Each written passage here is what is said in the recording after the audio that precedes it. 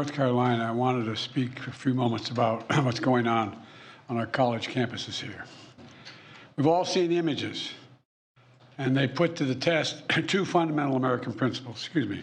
The first is the right to free speech and for people to peacefully assemble and make their voices heard. The second is the rule of law. Both must be upheld. We are not an authoritarian nation where we silence people or squash dissent. The American people are heard. In fact, peaceful protest is in the best tradition of how Americans respond to consequential issues. But neither are we a lawless country. We are a civil society, and order must prevail. Throughout our history, we've often faced moments like this because we are a big, diverse, free-thinking, and freedom-loving nation. In moments like this, there are always those who rush in to score political points. But this isn't a moment for politics.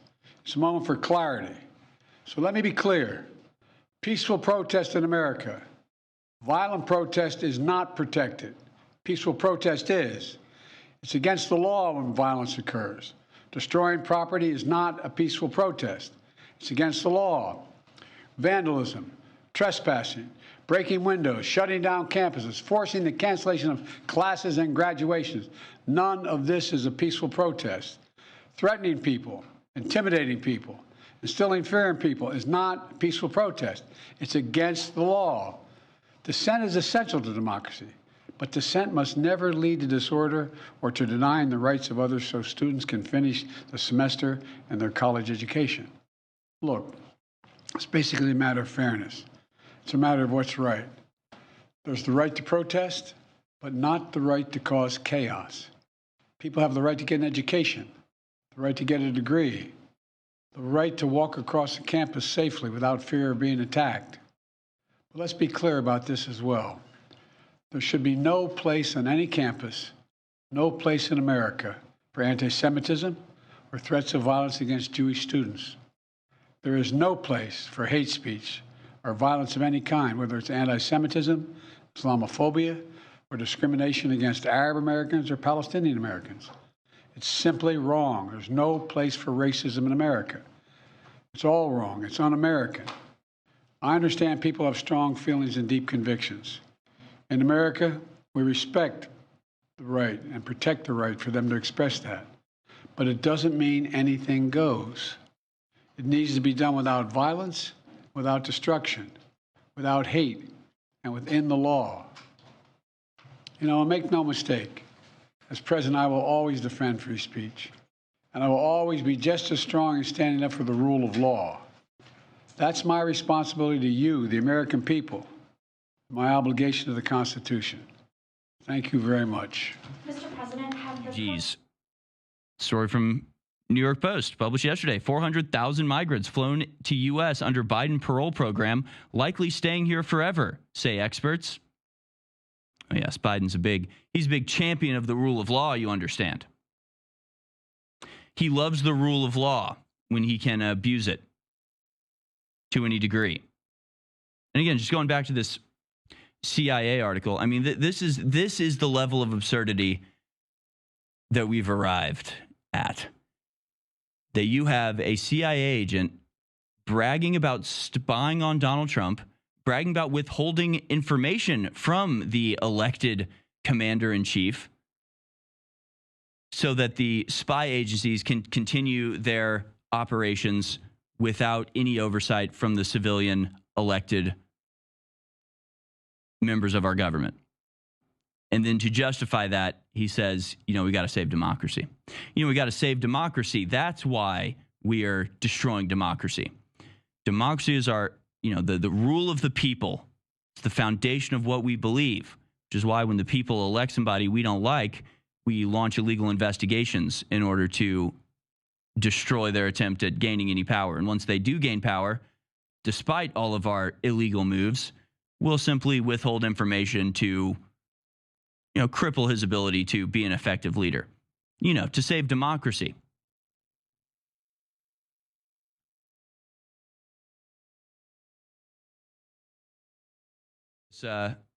mega bombshell story from Infowars.com. That's the headline. CIA official confesses to deep state coup against Trump and the American people.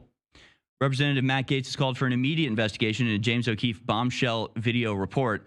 We'll go now to that video report and discuss it on the other side. The whole thing is very long. It's like 30 minutes or something, so we're just going to show the first 5 minutes, but you get a pretty good taste of what the CIA is up to. Let's watch.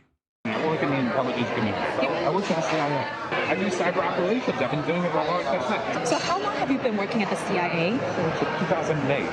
I've also worked at NSA too.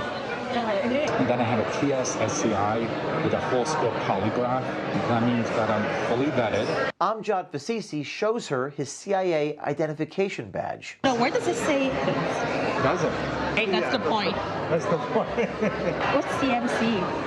China Mission Center, darling. That's my mission center. Gotcha. Amjad talks about how the CIA kept information from Trump. Like working. We kept information from him. Say one more time. We kept information from him. From Trump? Yes. He's an idiot. There are certain people that would give him a high-level overview, but never give us any details. You know why? It's called leak those details. Amjad Fasisi states higher-ups within the intel community, including CIA directors Mike Pompeo and Gina Haspel, and the upper levels of their staffs colluded to withhold information from sitting President Trump. So the agencies kind of like all got together and said, we're not going to tell Trump. The higher-ups. The higher-ups. We put it this way, the executive staff. We're talking about the director and his subordinates. Like what titles are they? They're Director of the CIA. director of the CIA would keep. Yes. Are you guys still watching him? I would say yes.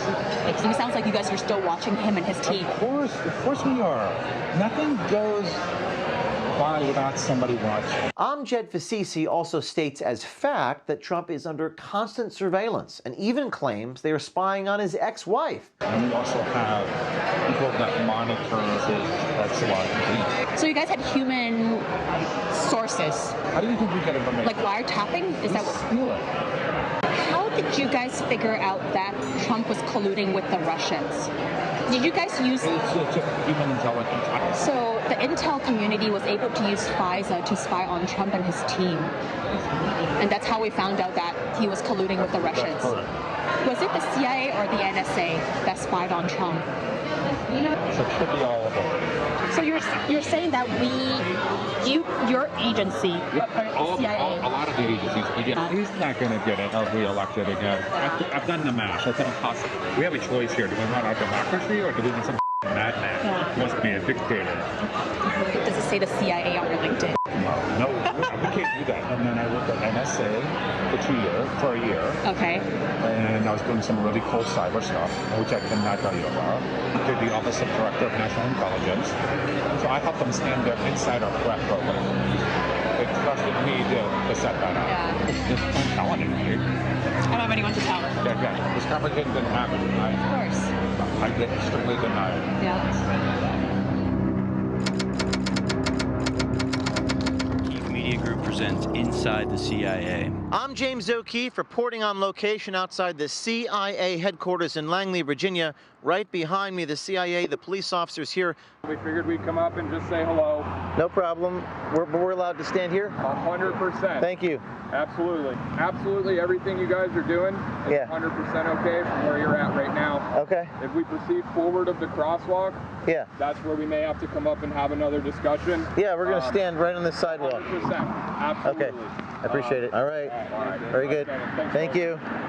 Just a moment ago, officers coming out from Langley, Virginia to warn me not to set foot across that line right there. It's obviously dangerous for us to be here. It's dangerous for us to do this reporting. But thanks to a brave OMG undercover swiper, we present to you the O'Keefe Media Group blockbuster investigation inside the CIA. A few months ago, journalists Matt Taibbi and Michael Schellenberger released a story making several claims, including the CIA illegally mobilizing foreign intelligence agencies to target Trump advisors before the 2016 election. Barack Obama's CIA director, John Brennan, identified 26 Trump associates for the intelligence community to target and bump, make contact with, or manipulate. And what bumping means is literally bumping into people. making contact with them, communicating with them, and spreading misinformation to divert their attention.